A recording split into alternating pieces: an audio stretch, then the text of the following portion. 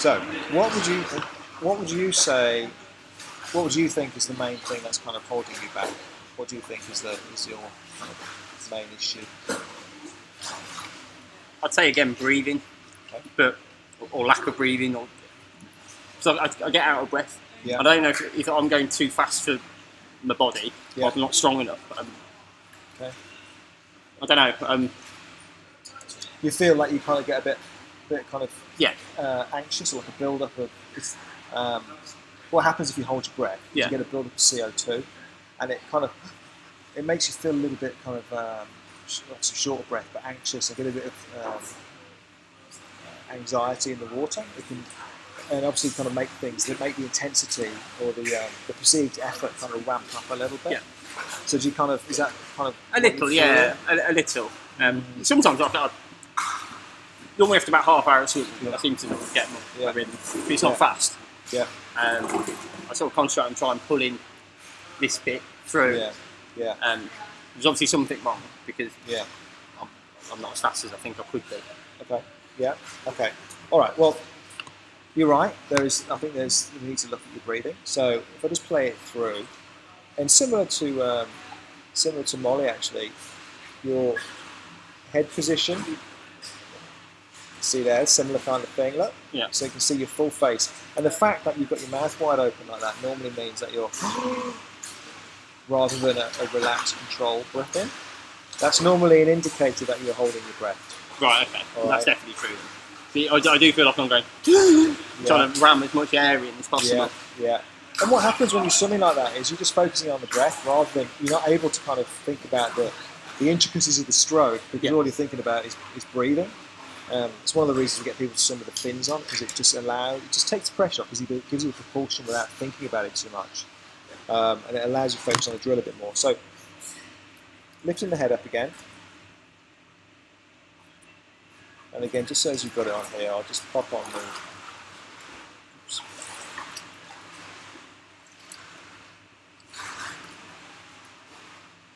There's opening loads of windows. What are you doing?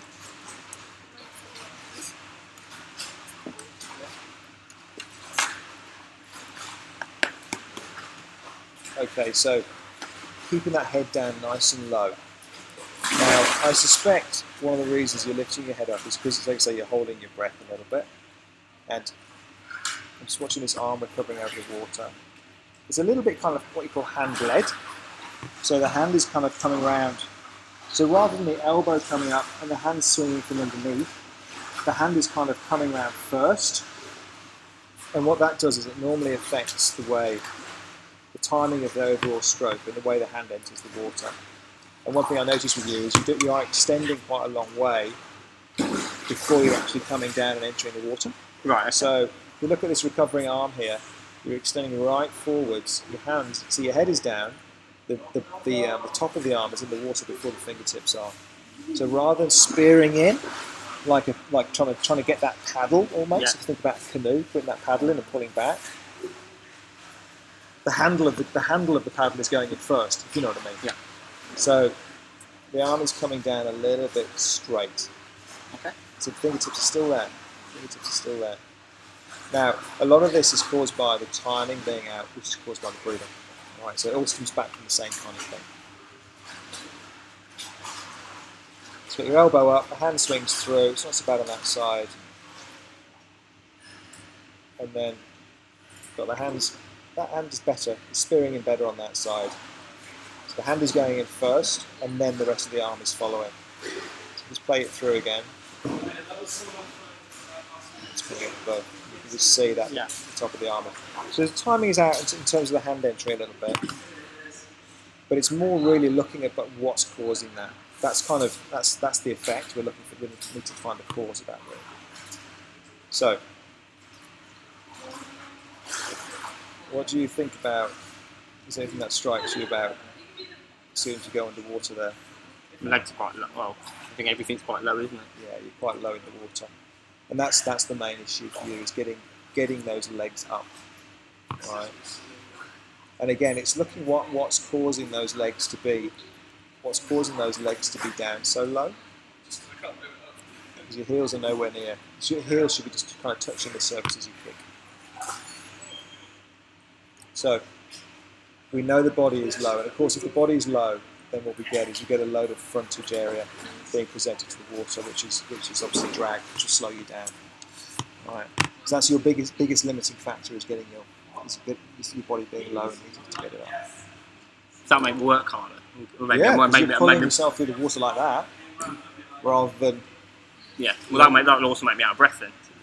Yeah, you're going to be working so hard to pull yourself through. So what I'm looking at here now is you've taken a breath, and I'm looking for when you're actually starting to breathe out. And I'll have a look at it a bit closer on the way back. So, get rid of those little arrows. So you've taken a breath there. Now what I'm watching for is, it's obvious when the bubbles start coming out. So there's a little bit starting to come out your nose there, like. Tiny bit. You'll know when you're properly breathing out, because it looks like that. Right. And I suspect, as your brain starts to think, I'm about to take a breath,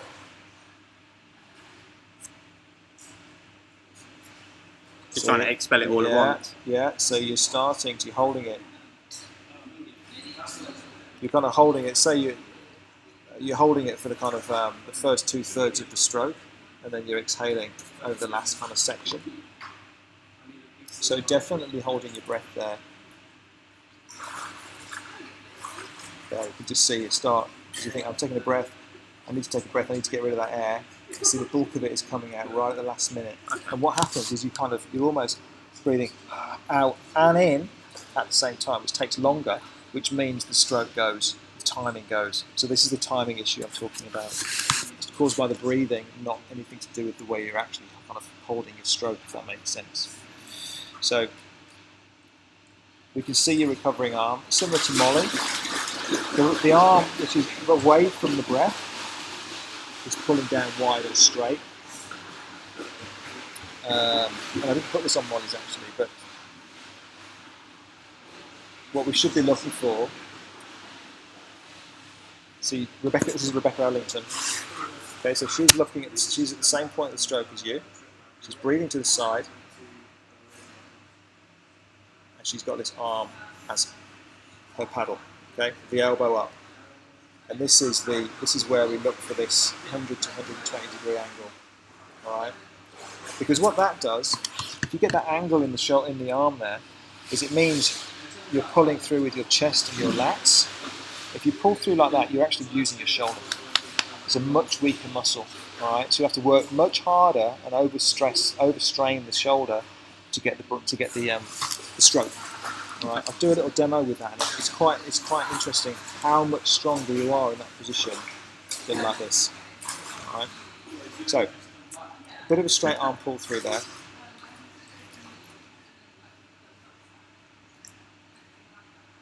And there's this recovering arm. This is the one that extends forwards, comes down quite flat.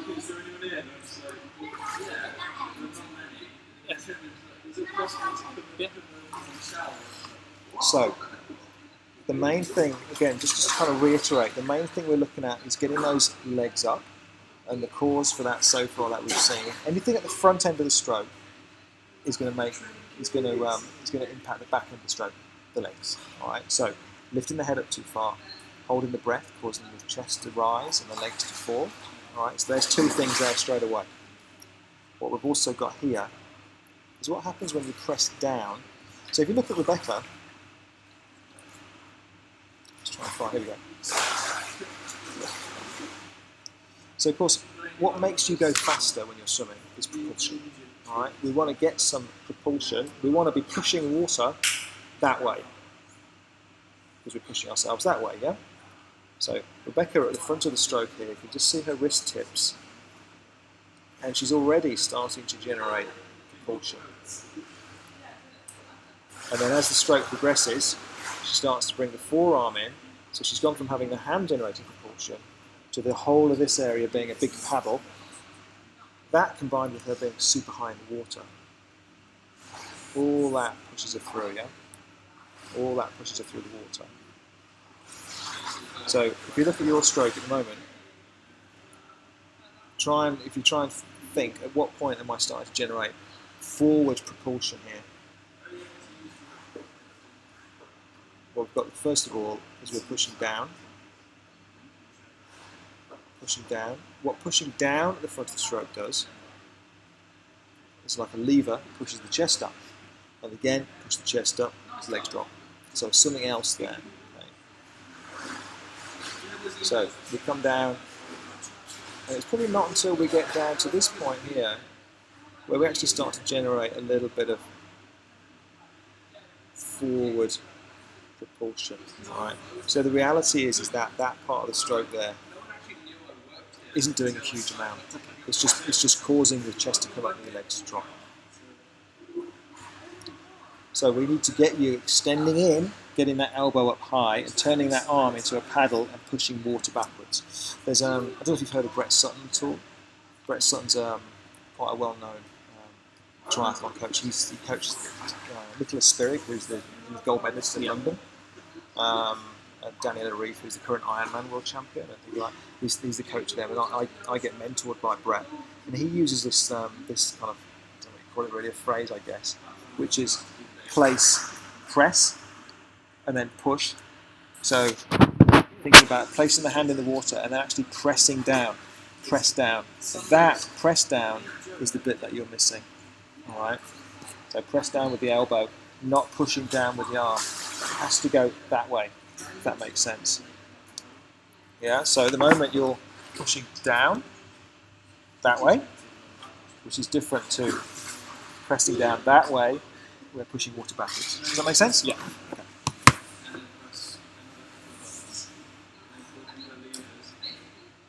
It's kind of similar on the left. So pushing down here. Yes.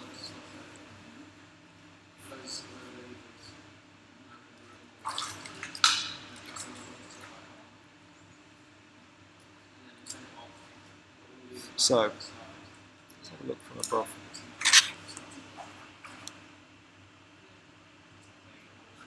Oh, shot on my shoes.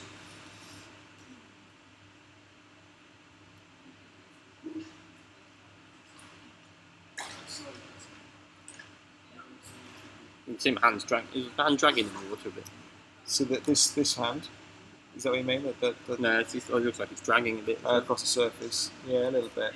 You know you've pushed off there, so you give it a good chance. So that's okay. That's extending the front of the shoulder. It's reasonably straight. So your left hand is okay.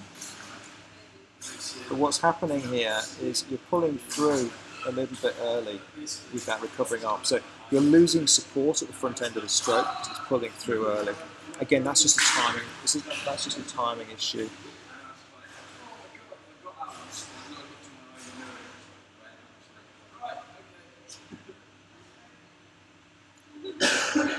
You know, your alignment isn't too bad. The main thing really is the fact that you're pushing down wide and straight underneath the water, and that's causing the legs to split a little bit. I'm looking to see how straight these arms and hands are as you spear into the water. But you know, your hands entering the water in front of the shoulder. It's not particularly crossing over. We worry about crossing over towards the centre line. It's not too bad. The main thing is just that big push down in the stroke.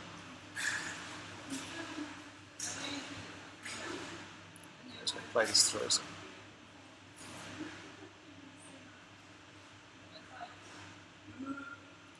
Now you're kicking. So you're kicking quite a lot, and the reason you're kicking quite a lot is because you haven't got a lot of propulsion. What happens is your legs try and override it and try and push you because you're not getting enough pull from your hands. They will calm down once the catch improves. That's going to make you burn a lot of gas as well. Get out of breath. Yeah. All right.